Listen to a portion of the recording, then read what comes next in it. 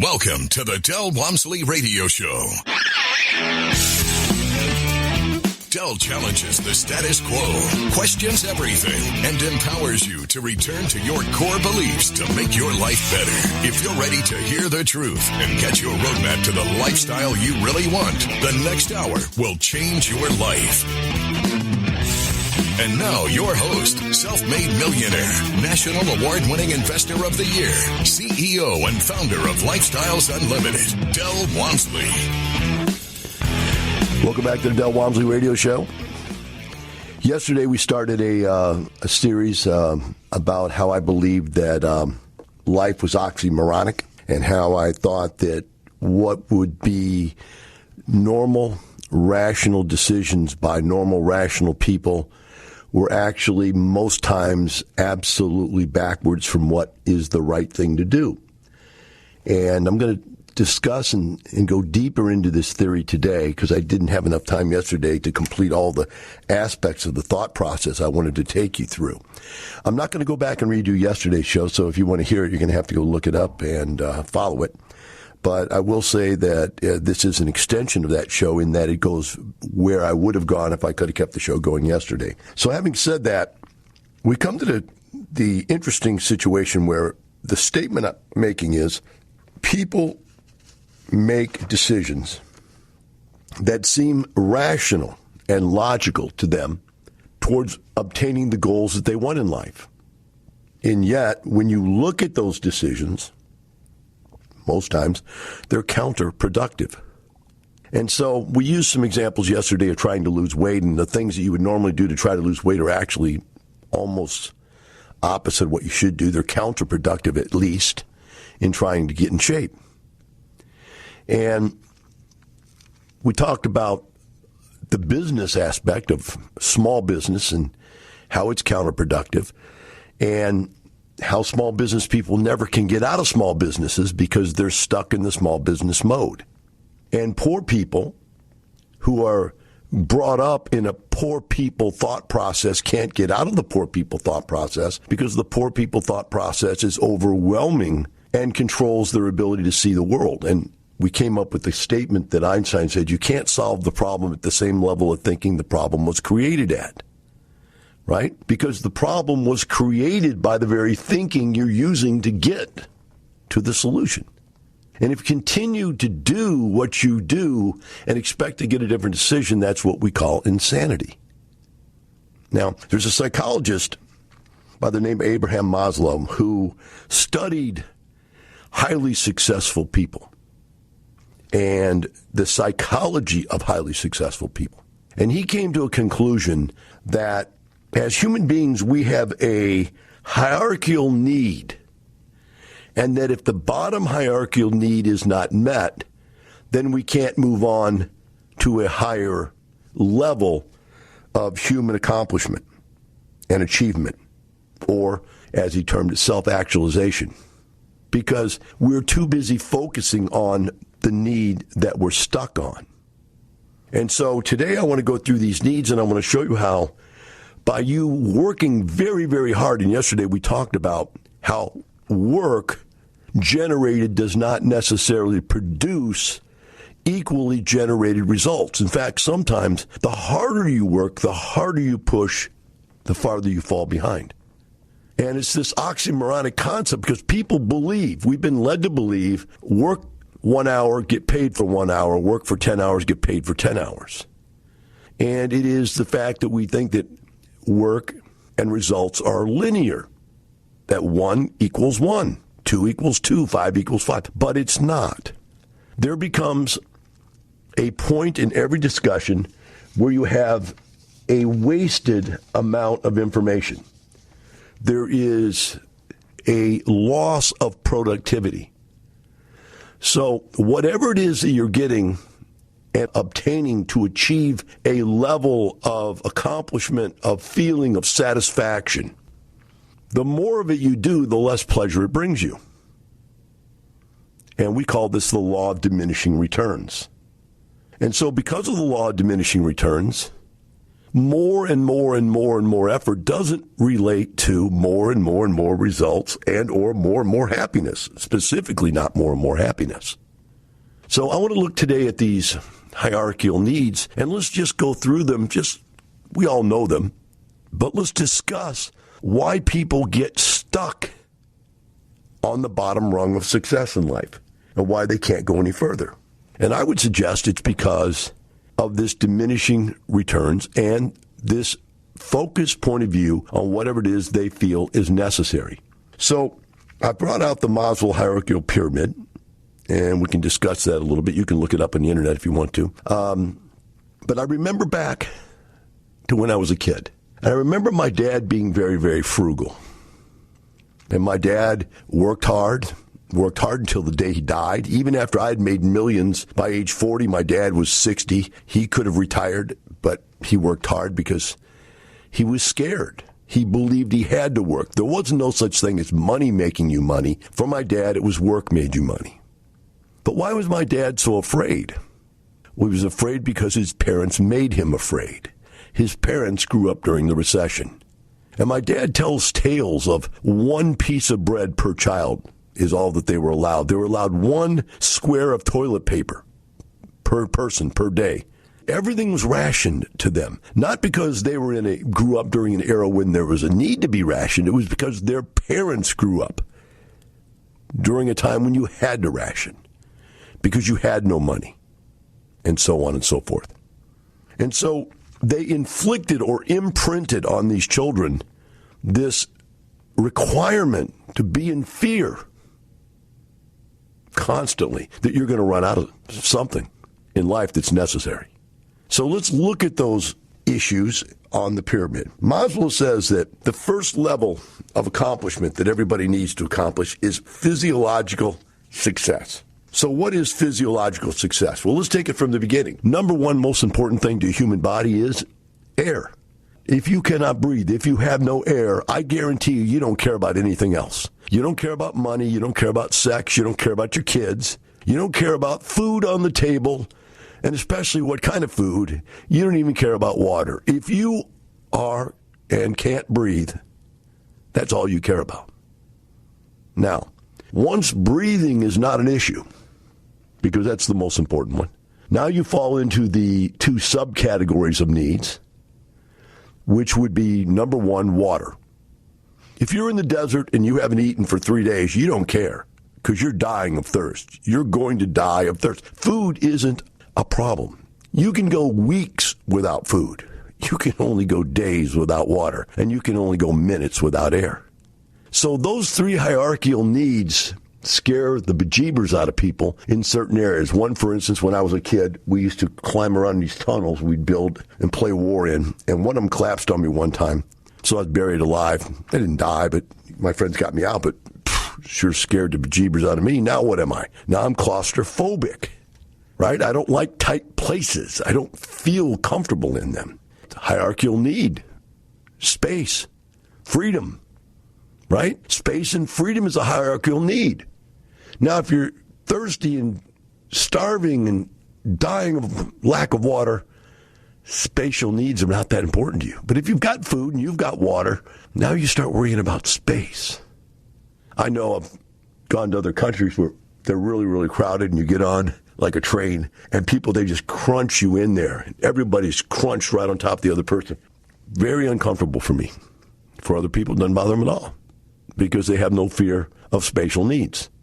So space becomes one. Now, what's interesting is you might overcome one of these in a willingness to give up another one. Or, you'll give up one in a willingness to accomplish another one. So, for instance, I may pull up to a place that's very, very busy as a restaurant. And if it's too busy, I'll just leave. Even though I want food, my spatial needs are more important. We'll take a break, be right back with the Del Walmsley Radio Show.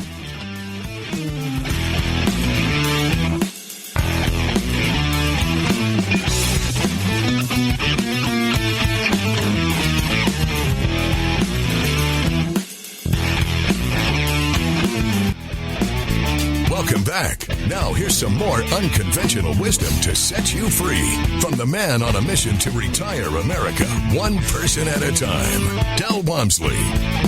Welcome back to Del Walmsley Radio Show. Today we're carrying on the discussion of why I believe the world is backwards, oxymoronic when it comes to becoming successful. And I believe that is because of the fact that we do not understand that to accomplish things in life, you have to let go of other needs to be able to accomplish higher needs. And to get to that point, we're going to go through the Maslow's pyramid. So when first segment we talked about, we got through the first level of Maslow's pyramid, which is physiological needs. He's talking about breathing, food, water, sex, sleep, excrements, homeostasis, just to be alive. Now, what have you done your whole life when you started growing up? You went to school to learn how to get a job. The job was to provide money. The money was to provide basic existence, physiological needs. You need food, shelter, right? That's what you need. So what did you learn? You learned how to go to work to provide food and shelter. You didn't learn anything about money. You didn't learn anything about investing. You learned only one thing. If I work, I can produce food and shelter, right? Now that I feel like I've got those needs taken care of, the next need to cover is safety and security. And so safety and security comes in a multitude of levels and things. For example, one is, can I continue to provide food and shelter? Can I continue that fact of having food and shelter? If you have a spouse and you have sex, can I continue getting sex? I need to fulfill whatever it is that I can continue that. So now you look at your job as something to lose. It's now something that is giving you what you want and need, which is food and shelter and sex, but it now has to be maintained. So now you have the fear of loss. And the fear of loss is way stronger than the motivation of gain. Tony Robbins explains that you'll do 10 times more to avoid fear than to gain pleasure, right? And so if you go out there and realize this, you understand people are driven by the fear of losing their job. They will take garbage like you've never seen. They'll get paid ridiculously wrong, unfair amounts of money. They'll give up other great opportunities because they've got something, what is that old saying we're taught as kids? A bird in the hand is worth two in the bush, right? And so this fear. And what are we trying to secure? Let's see what it says here. Security of the body, okay? Hey, I want to stay healthy, so you start now thinking about health a little bit. You think about the right foods to eat. You think about maybe staying healthy, so you start exercising. You go to doctors. You get pre-screened for things, right? The safety of your employment. You do everything you can do to not lose your job. Kissing up to your boss is just the beginning, but you know what I mean. Long hours, long travel, miserable life quality.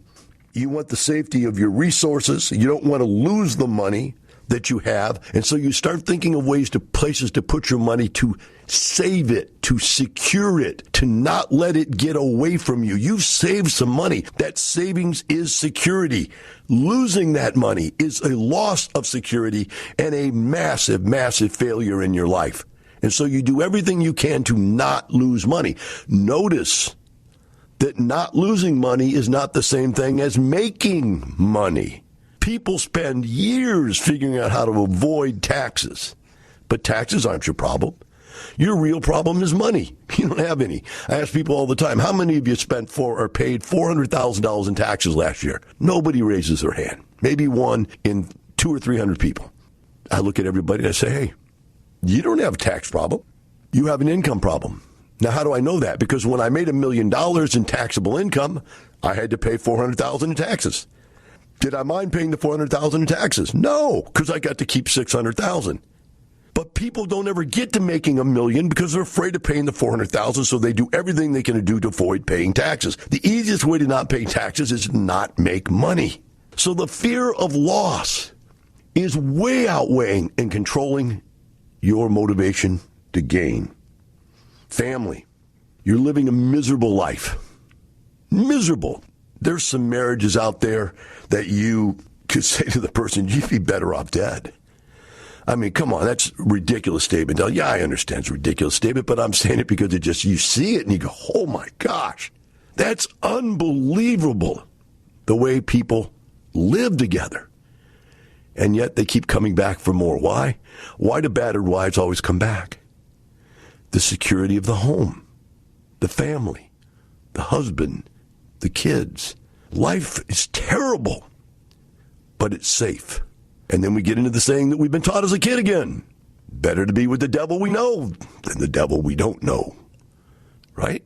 And so again, we avoid quality in our life. We avoid quality because we fear inequality. We fear pain and suffering. Yet we're in pain and suffering. Your life right now, most of you are living what I would call a life of quiet desperation. I couldn't live your life. Now, I'm spoiled. I'm way up the pyramid, okay? And not because I'm better than you, but because somehow, some way, this information got to me at an early enough age that I could take advantage of it, and I was willing to listen. I'm a hard-headed guy. Sometimes I had to hear it 3 and 4 times, but it got hammered in. And I listened and took action. So, at this point, most people shut down. They're trying everything they can do to keep the job they have, keep the home they have, keep the marriage they have, keep the amount of savings they have in the bank. They're stuck. That's it. World's over. Go home. Maslow pyramid means nothing. You're stuck. So what is the next level? According to Maslow, it's love and belonging. And love and belonging falls into these categories: friendships, family, and sexual intimacy. But wait, if the highest level of accomplishment in your life is security, safety, how do you make friends? How do you open yourself up enough? You know, if I open up myself to friends and to people, right? And I open myself up to ridicule. That's taken away my safety of self-esteem, right? What if I open myself up sexually to someone and that sexual partner laughs at me? He says, that's it? That's all you got? That's the best you can do? You open yourself up because you want something better and you get slapped down? To be able to obtain friendships, good family relationships, sexual intimacy relationships, you're going to have to give up some of the security. You're going to have to step outside of that bubble. I know for years I couldn't do that. I'm on my 3rd marriage. First one was wrong one way. Second one was wrong the other way. I overshot, trying to rebound back from being too conservative of a wife all the way to too wacko of a wife. Hopefully the 3rd one's right in the middle. I got a little wacko and a little conservative. But the bottom line is I had to let go and make those mistakes to grow in that area of my life. Take a short break. Be right back with the Del Walmsley Radio Show.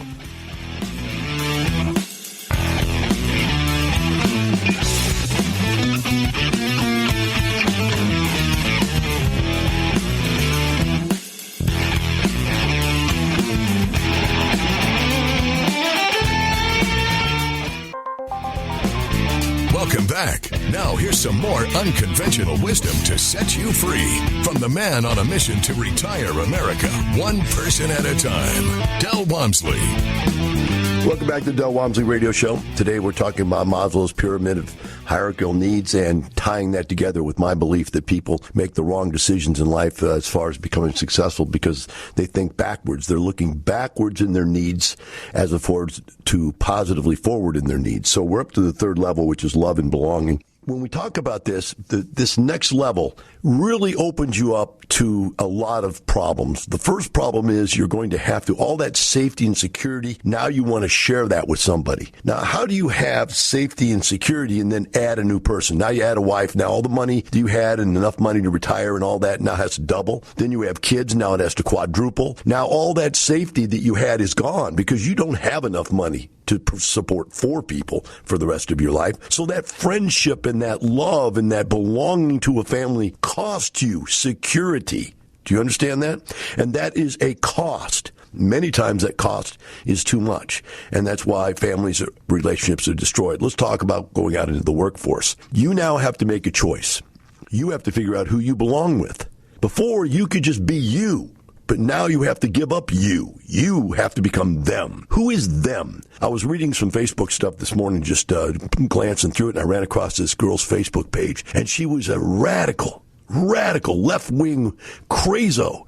And she was saying, I am deconnecting to hundreds of people because they don't understand the plight of the black man. This is a white girl, too, by the way. And they don't understand that this whole world is sexist, and this whole world is bad and wrong. It's been that way. And white males, you need to just start hating yourself. Blah, blah. And I go, wow, this woman's really, really, really, upset.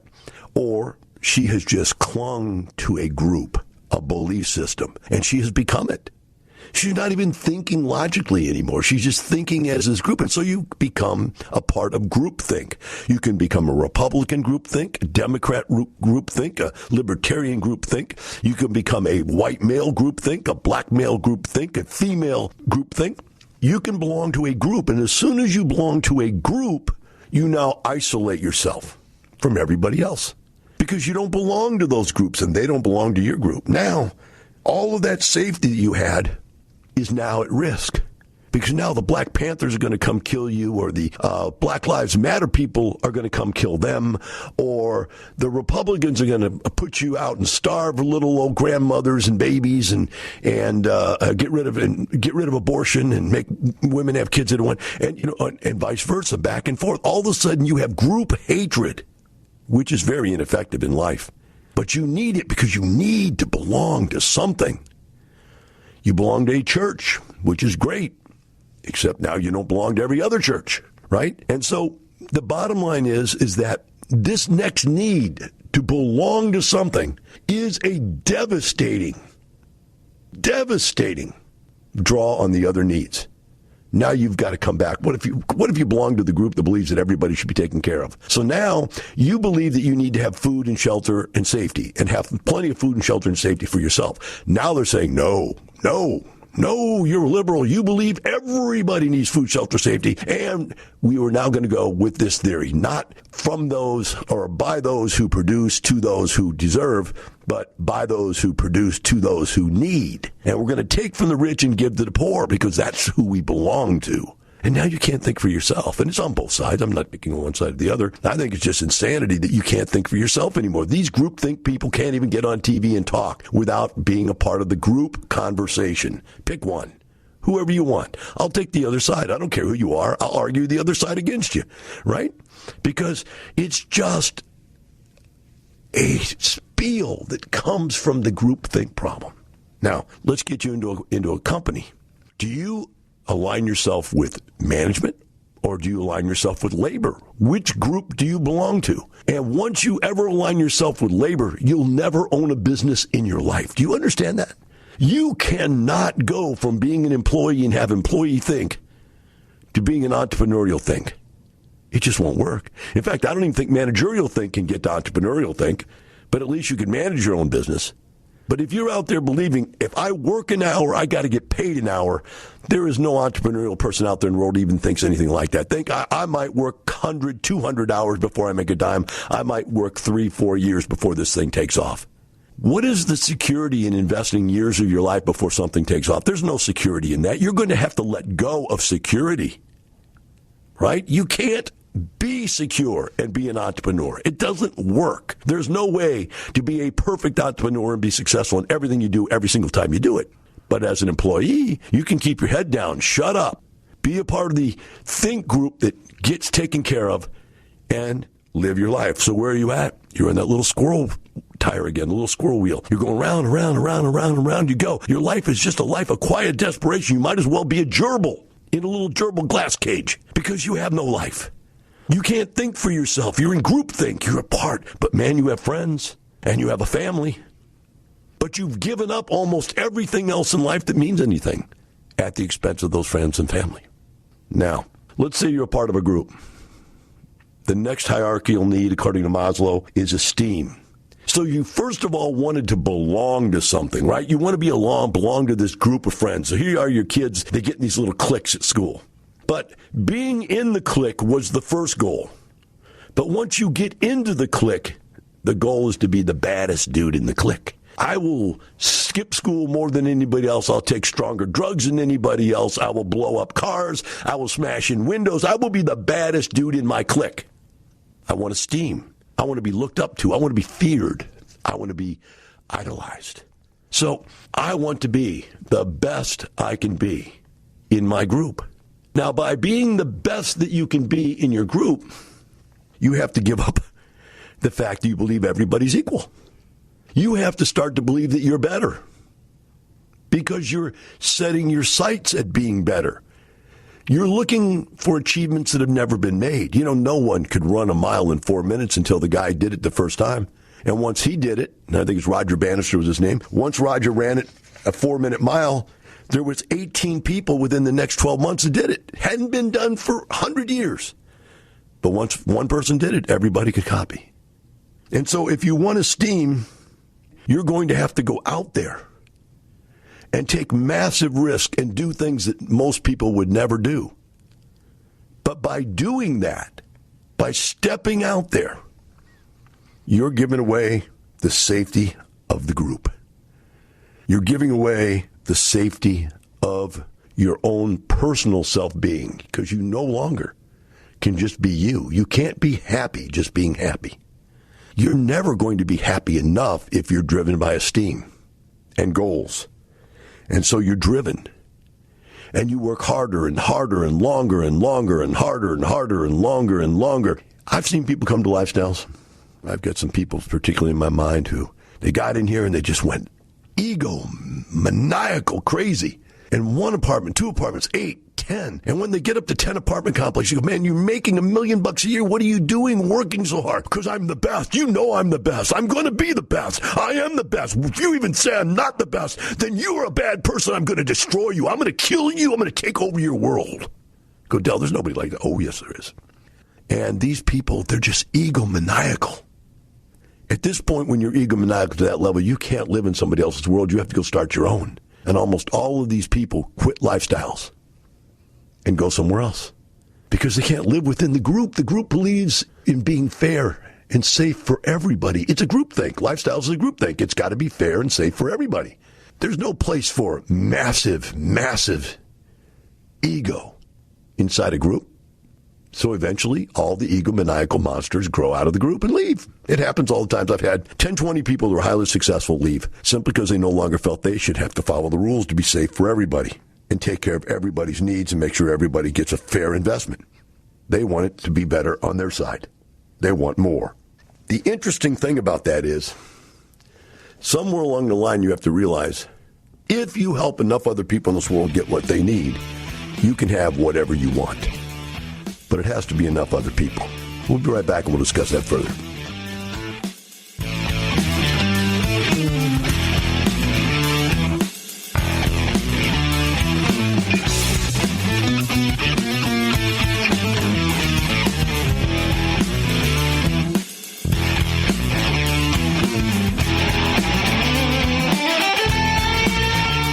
Del Walmsley talks about buying your way back from corporate America through real estate. A massive change in my life. My personal residence I lived in was a 1-bedroom condo, cost $425 a month. This covered it. My automobile car payment was only $300 and some a month. This covered it. I was buying my way back from corporate America. I could feel it. Lifestyles Unlimited will teach you how to buy your way back from corporate America. Get in control. Get into our live online free workshop. Register at lifestylesunlimitedworkshop.com.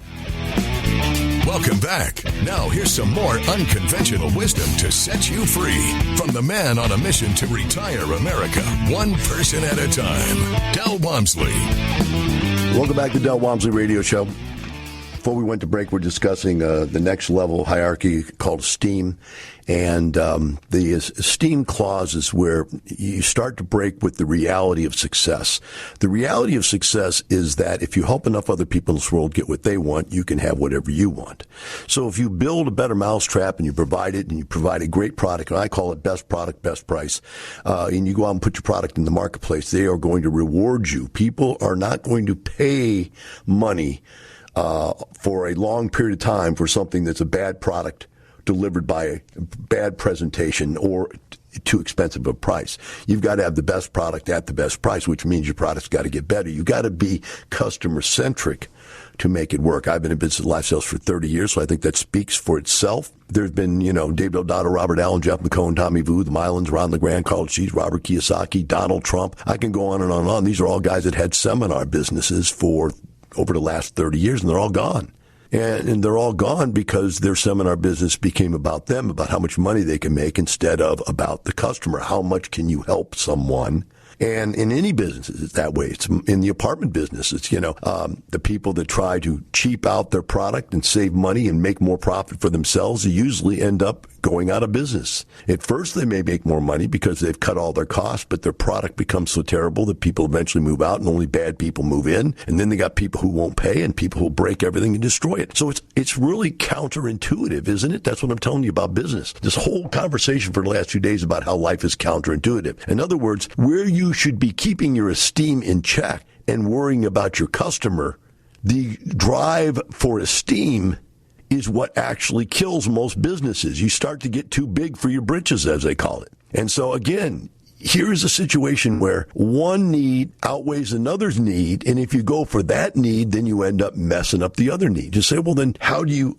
accomplish esteem? You have to accomplish esteem by having real esteem, which means you've done so much for so many people that people just see it in you. I know people, quite a few different people, but I'm thinking of a few. They're so helpful, so kind, so friendly, so loving that everybody they meet likes them. They have esteem because of who they are. I know other people that may not be as friendly and likable, but they're just really effective, and they have esteem because of how effective they are. And yet they don't rub that esteem in other people's faces. But when the esteem becomes ego and greed, that's when you get destroyed, because you have to realize real esteem comes from helping other people. And that's where most people lose it. Now, the highest level of accomplishment, this is it. It is called Self Actualization. I'm going to read what it says. It says, number one, morality, creativity, spontaneity, problem solving, lack of prejudice, and acceptance of all facts. So let's think about this. Morality. You have to have an internal moral code. I have an internal moral code. I know right from wrong, and I can see it. I can smell it. I don't care what you say. You can talk all you want to talk crap about it. Your morality is not moral. I don't even care if you're a religious person. Many of you religious people don't have morals. You are amoral. All these little subgroups of people are amoral. Like, it's okay. I was watching a Marcus Luttrell video last night about the guy who was the lone survivor. And you know why those guys got caught? If you haven't seen the thing, you should look up Marcus Luttrell and Lone Survivor and watch the movie, or just watch it on the internet. This group, this SEALs, were caught, trapped in Afghanistan, because when they were caught, or they were found or noticed by a young kid, sheep herder, and they could have shot this kid and they would have been safe. But instead they decided not to shoot the kid, and the kid went back and told on them, and 200 Taliban showed up and killed them all, except Marcus Luttrell. And he said, people asked me, why didn't you shoot the kid? You lost three guys in your troops. Then they sent a helicopter with 16 more guys to save you. That helicopter went down. All 16 people died. 19 people died because you didn't kill that kid. Where is your morality? He says, you don't have morality. He said, if you think you're moral, you pick up the gun and go out there and fight the war. You don't know what morality is. And that's the way I feel about many people. They think they're moral. They're not moral. They're amoral. Creativity. You can't be creative if you fear what other people think about what you do and say. I get on here and rant and rant and rant and rant and rant, and some of it comes out and people go, wow, that was pretty interesting. Others people go, you really went off to the left there. You went off to the right. You went crazy. And I go, yeah, I know. I was just ranting. I was being creative. I was letting something come out of me that maybe somebody could use, right? That's great. But you can't be creative. You can't self-actualize your creativity if you fear what other people think, if you fear being a part of a group. Spontaneity is the same thing. If you look before you leap on everything you do, you will never be spontaneous enough. I could never tell a joke when I was a kid because I was always fearful I'd be bad at it. Once I got to the point where I became a bodybuilder and I had no fear what people thought about the way I looked, when I became successful in business and I was running everything, I then became very spontaneous. And my jokes became funnier and funnier. I started doing seminars and people started saying, Del, are you a comedian or are you a seminar guy? And I go, I don't really know. Is there a difference? And that was because I was spontaneous. Spontaneity was there because I wasn't fearing judgment, problem solving. When you're told that this is the way to do it and you can't get outside of this box because you would fit outside of the group you belong to, you can't solve problems. Problem solving comes by living on the other side of what's possible. You can't get there unless you're willing to let go of everything else that's possible or is known. Lack of prejudice. How can you have lack of prejudice if you believe there's right and wrong? Right? You're right, I'm wrong, I'm right, you're wrong. And I would suggest the only way you can get past that is to come up with a new set of terms. I think we got these from Covey, and the term is effective and ineffective. What I do with you is neither right nor wrong. How I do life is neither right nor wrong. It's either effective or it's ineffective. If I'm worth millions and you're worth thousands, you're not right or wrong. You're just ineffective at money. If I'm physically fit and you're 200 pounds overweight, you're not wrong and I'm not right, but you're ineffective at dealing with your body weight, et cetera, et cetera. You can't be prejudiced, go, boy, I hate all fat people. And you can't be prejudiced, I hate all right or left. You have to be open-minded enough to understand the facts are the facts, and you're either effective or ineffective. Have a wonderful day. The information and opinions you hear on the Del Walmsley radio show are those of the host, Del Walmsley, his guests, and his callers, and do not necessarily reflect the opinions of this station, its affiliates, its management, or advertisers. The Del Walmsley show is for entertainment purposes only. Please consult a professional regarding your personal investment needs. Nothing presented on the Del Walmsley show constitutes an endorsement, recommendation, offer, or solicitation to buy or sell any product or security.